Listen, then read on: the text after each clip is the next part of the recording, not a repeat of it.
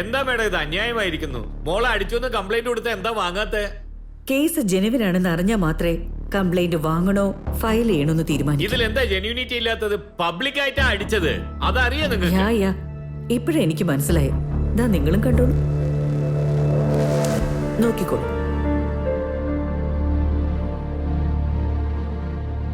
അവനും എന്നെ അടിച്ചതല്ലേ? പക്ഷെ ആദ്യം നീ അടിച്ചെന്ന് എന്താ പറയാഞ്ഞത്? ഇനി നിങ്ങൾ പറ, ഞാൻ ആരുടെ പേരിലെ കേസെടുക്കേണ്ടത്? വേണ്ട ma'am, I don't want to file any complaint. അവരടിച്ചില്ലെങ്കിലും ഞാൻ അടിക്കരുതായിരുന്നു. സോറി. ഗുഡ്. ഒരു പെണ്ണ് കംപ്ലൈന്റ് ചെയ്താ അത് കണ്ണടച്ച് വിശ്വസിക്കുന്നു ഒരിക്കലും വിചാരിക്കരുത്. പെണ്ണായാലും ആണായാലും തെറ്റ് തന്നെയാ. Sorry ma'am. Good. Thanks madam. Wait ഒന്ന് നിൽക്ക്.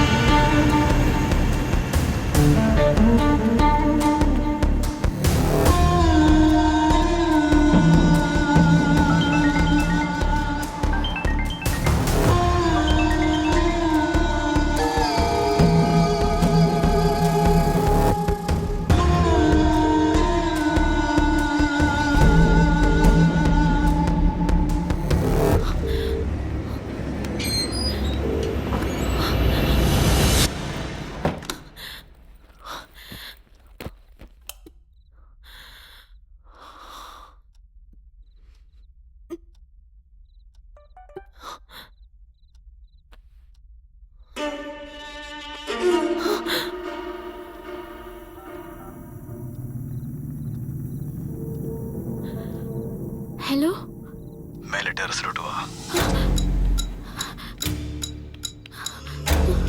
ഇത്ര ദൂരം വന്ന എന്നെ മേളിലോട്ട് വരുത്തിക്കരുത്. No no no, please please please, I am really sorry. നാളത്തെ ദിവസം നിനക്ക് ഓർമ്മയുണ്ടെന്ന് ചോദിക്കാനായിട്ടാ വന്നേ. നീ ഫോൺ എടുക്കാത്തത് കൊണ്ട് നേരിട്ട് ഞാൻ തന്നെ നിന്നോട് ചോദിക്കാനായിട്ട് വന്നേ. I am really sorry. ഇതെന്റെ എക്സാം ടൈം ആണ്. കുഴപ്പമില്ല, അതിന് നമുക്ക് എന്തെങ്കിലും ചെയ്യാം. ഞാൻ കോള് കട്ട് ചെയ്യുന്നത് വരെ നീ സംസാരിച്ചു കൊണ്ടേയിരിക്കണം. എന്താ മനസ്സിലായോ? That's good. നമ്മുടെ കല്യാണത്തിന് മുമ്പ് നിങ്ങൾ ഇതേപോലെയല്ലേ ഈ സംസാരിച്ചോണ്ടിരിക്കുന്നത്? ഡ്രസ്സിലും മൂൺലൈറ്റിന്റെ വെളിച്ചത്തിലും നീ സുന്ദരിയായിട്ടിരിക്കുന്നു. ചിരിച്ച കുറച്ചുകൂടി സുന്ദരിയാവും നീ.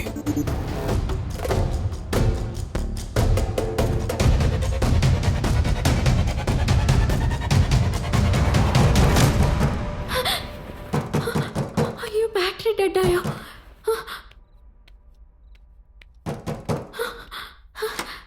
ഞാൻ മനഃപൂർവ്വം സ്വിച്ച് ഓഫ് ചെയ്തതല്ല. ഞാൻ പിന്നെ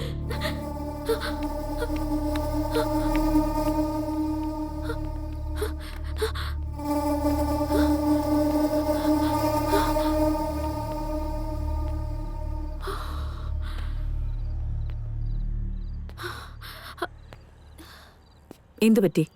ഏയ്, ഒന്നും പറ്റിയില്ലല്ലോ മാഡം.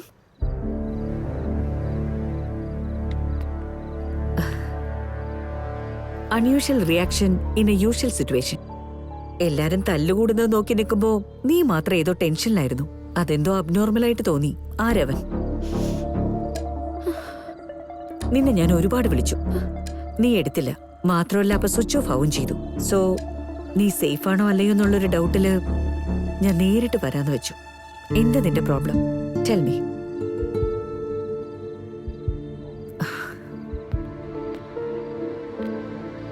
എന്താ അവന്റെ പേര്?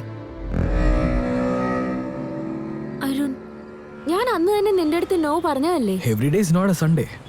അതുപോലെ തന്നെ നിന്റെ തീരുമാനങ്ങൾ മാറ്റിക്കൂടെ? 2 ദിവസമായി ഞാൻ നോ പറഞ്ഞോണ്ടിരിക്കുകയല്ലേ. നോ പറഞ്ഞു നിനക്ക് ബോറടിക്കുന്നില്ലേ? ഒരു ചേഞ്ചിന് എസ് പറഞ്ഞുകൂടെ? എസ് പറഞ്ഞുകൂടെ? യെസ് യെസ് പറ. യെസ് പറഞ്ഞുകൂടെ? പറ, എസ് പറ. എസ് പറഞ്ഞേ. എസ് പറ മോളെ. എസ് പറ മോളെ. എസ് പറ. Why yes yes yes yes yes. Yes പറഞ്ഞു വിളിക്കാൻ. യെസ് പറ. Sorry sorry sorry. യെസ് പറ, യെസ് പറ മോളെ. ഒരു തവണ നീ യെസ് പറ മോളെ. എന്താ യെസ് പറയാത്തത്? യെസ് ഒന്ന് പറഞ്ഞു തോൽച്ചുകൂടെ? നീ എന്ത് ചെയ്താലേ യെസ് പറയുന്നേ? ഞാൻ പോയി ചാടട്ടെ? പറ, ഞാൻ പോയി ചാടട്ടെ? എന്ത് പറ? ഞാൻ പോയി ചാടട്ടെ? ഞാൻ ചാടാൻ പോവാ, ഞാൻ ചാടാൻ പോവാ. യെസ് പറ, പറ, യെസ് പറയട്ടെ, ചാടട്ടെ, പറ, യെസ് പറ. Please get down. പ്ലീസ് പറയണോ? താഴോട്ട് ഇറങ്ങ്. പ്ലീസ് പ്ലീസ് എന്നെ വിട്ടേക്ക്. Please. Yes പറയുന്നോ?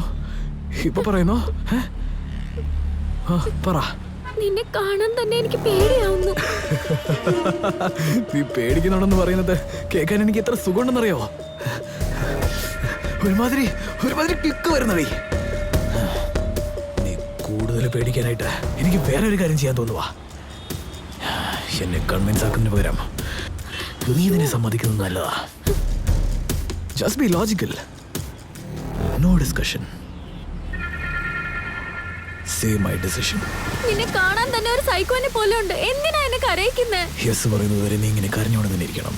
സ്വാതിയല്ലേ? Any problem? Problem തീർത്തോ കൂടാ നീ?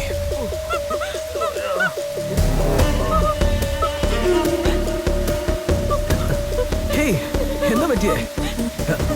എന്റെ ബ്ലഡ് ആണെന്നാണോ വിചാരിച്ചേ? അത് അവന്റെ ബ്ലഡാ. ഇങ്ങോട്ട് നോക്കിയേ, ഇറ്റ്സ് ഗോൺ. എഴുന്നേറ്റ്. പേടിക്കണ്ട, എഴുന്നേക്ക്. എന്നെ കുറിച്ച് ഇതുവരെ മനസ്സിലായില്ലെന്നാ തോന്നുന്നത്. നീ ഇതിനെ സമ്മതിച്ചില്ലെങ്കിൽ നിന്റെ ഈ അഡ്രസ് ഈ ലോകത്തില്ലാത്തതുപോലെ ഞാൻ ആക്കിക്കളയും. നീ എങ്ങോട്ടാ പോയെന്ന് ആർക്കും അറിയാത്തതുപോലെ ഞാൻ ആക്കിക്കളയും. ആർക്കും സംശയം തോന്നാത്തതുപോലെ ആക്കും. മനസ്സിലായോ?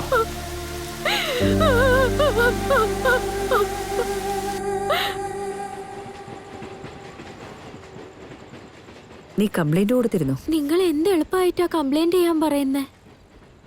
ഒരാള് കംപ്ലൈന്റ് കൊണ്ടുവന്നാ എന്ത് സംഭവിക്കുന്നു നിങ്ങൾക്കറിയില്ലേ? ഞാൻ ഇത്രയും കഷ്ടപ്പെട്ട് ഇവിടെ വന്നത് പഠിക്കാൻ വേണ്ടിയാ. പോലീസിനെ ഇൻവോൾവ് ചെയ്ത എന്റെ വീട്ടുകാരറിയും. പക്ഷെ പെൺകുട്ടികളാണ് വീട്ടുകാരുടെ മുമ്പ് കുറ്റക്കാരാവുന്നത്. അതെല്ലാം വിട്ടേക്ക്. ഇത്രയും ദൂരം പഠിക്കാൻ പോകേണ്ട എന്തെങ്കിലും ആവശ്യമുണ്ടോന്ന് അവര് ചോദിക്കും. അവർക്ക് അറിഞ്ഞിടത്തോളം കല്യാണവും കഴിച്ച് ഒരു കുട്ടിയെ നോക്കുന്നതാണ് മാഡം ലൈഫ്. എനിക്ക് എന്റെ ജീവിതത്തിൽ ഒരു ലക്ഷ്യമുണ്ട്. ഒരു പക്ഷെ അത് ചെയ്യാൻ പറ്റാണ്ട് പോവുമോ എന്നുള്ള പേടിയിലാണ് മാഡം ഞാൻ ഇന്നും ജീവിക്കുന്നത്. ഇതുപോലെ എത്രയോ പേരുണ്ട്. കുറച്ചു ദിവസം മുമ്പ് ഞാൻ ന്യൂസിൽ കണ്ടതാ. ഒരു സ്റ്റോക്കർ ഒരു പെൺകുട്ടിയെ 17 തവണയാ കുത്തി കൊന്നിരിക്കുന്നേ. അതുപോലെ എന്റെ ജീവിതം ഒരു ന്യൂസിൽ തീരാനുള്ളതല്ല മാഡം.